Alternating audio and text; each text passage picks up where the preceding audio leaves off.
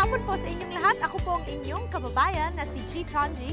Nandito po ako sa Honolulu, in downtown at the Honolulu Museum of Art.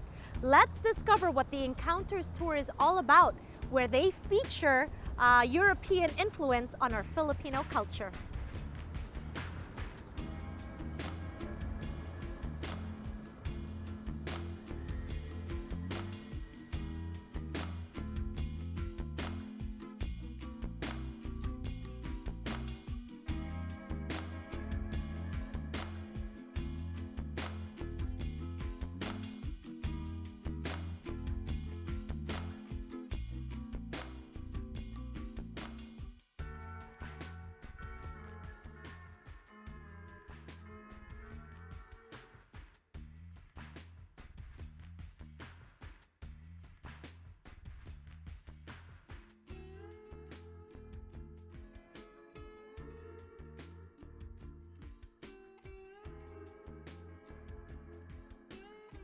Nandito ako sa Philippine Collection of the Encounters Tour. Kasama natin si Attorney Rhoda Yabes Alvarez at she is a volunteer docent po dito and she is part of the Filipino Association of University Women that all volunteer to be part of the Encounters Tour. Magandang hapon, Attorney Rhoda. Magandang hapon, G, at magandang hapon din sa ating mga tagapanood.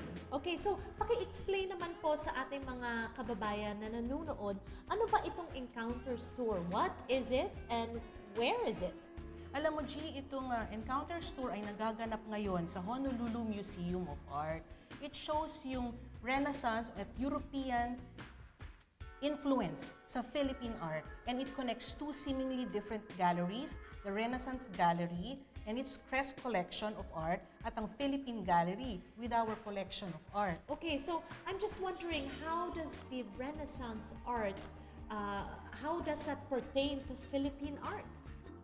Alam mo, ang nakakatuwa dito sa tour na to, that's why it's called Encounter, is because nagsalubong yung European influence at yung Philippine culture as portrayed and evidenced by art pieces. Okay, so what is their seemingly thing in common that binds the two collections together? Pag nakita mo yung dalawang collections, G, makikita mo that faith and Catholicism binds these two cultures. Although they have their own interpretation of how it is portrayed. Magkaiba ng medium, Okay. pero parehas. Okay, very, very interesting. How has the museum engaged the Filipino community when it comes to the Encounters? Alam mo, Gina, natutuwa ang Filipino community dahil ang Honolulu Museum of Art binigyan ng buhay itong Philippine Gallery through this tour. Kumuha siya ng mga volunteer docents sa Filipino community at isa nga doon yung ating organisasyon FAUW na banggit mo kanina at iba pang volunteers. And ang ginagawa namin, kami ay tinuruan through a series of training to be docents. At yung tinuro nila sa amin, ngayon kami naman ang mag-share sa ating mga magpa-participate sa tour. So, pag nag-tour ka dito, ang lengguwahe ng pagtutour ay Tagalog din or Ilocano? Pwedeng Tagalog, pwedeng Ilocano, pwedeng English. Depende sa kung sino yung magtutour. So it's a really highly customized tour for those who want to participate. So may mga bata, may mga college students, and then there's families.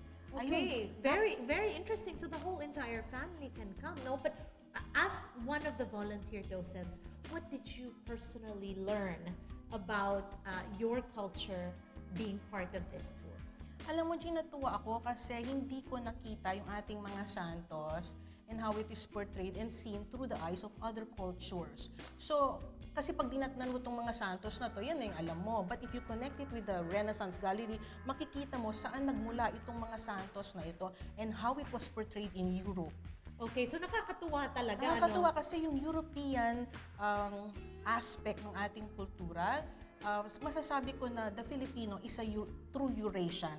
Kasi it's a mix of Europe and Philippine culture na itinugma, ngunit hindi quite pareho. Oo, at hindi natin na pag-uusapan yan, Oo di ba? nga. Pero ngayon mapag-uusapan na natin dahil nandito ka. Okay, so pagbalik naman natin, kasama naman natin si Ava, who is a young Filipina-American at nakakatuwa talaga that we are bringing younger generations in so that they can learn about their culture too here.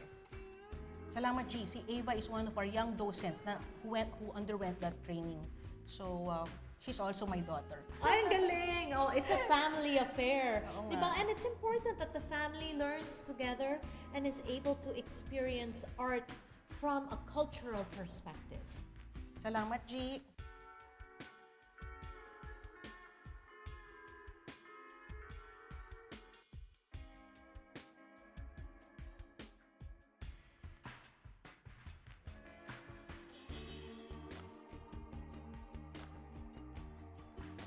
We are here with Ava Alvarez, one of the younger volunteer docents at the Encounters Tour here at the Honolulu Museum of Art. Ava, how old are you? I'm 12 years old. 12 years old, and already she's learning so much about how the Filipino culture intersects with other cultures. So, what did you enjoy most about the Encounters Tour? I like learning about the exploration of culture in the Philippines through art, and I also think that it was time for youths and I to take charge in learning about our culture and where we came from. So I also learned about the genres and how they connect with Filipino art. So the Crest Foundation and the Filipino exhibition are very close because of those. Okay, and what is this that you're holding for us, This for people is- that don't know? This is the Santo Niño, or the baby Jesus, and it was the first baby Jesus in the Philippines. So Queen Juana actually received this as a present from Ferdinand Magellan, the Spanish explorer, when he came to the Philippine Islands in search of spices. Okay, well, this is very significant, this one, in fact, because a Filipino designer that is based in Hawaii created the Santo Niño's clothes. And this is the fashion designer, Iris Villacrucis, who I've had the pleasure of meeting because he does a lot of the costumes that the kings and the queens wear at the Merry Monarch Hula Festival every year. So we are very proud of Iris and the fact that he has created this work of art on the Santo Niño. Ava, thank you so much for speaking with us, and it's so encouraging to see that you're so interested in this, because I only wish that other younger people out there can follow your footsteps and really engage in the culture through the art here at the Honolulu Museum of Art. So maraming salamat. Attorney Roda, maraming salamat sa panahon na binigay mo sa amin sa Kababayan Today para pag-usapan itong Encounters Tour sa Honolulu Museum of Art. Kami nagpapasalamat, G, dahil bumisita ka sa aming Encounters Tour dito sa Honolulu Museum of Art. Pwede ko bang anyayahan ang ating mga televiewers? Please do!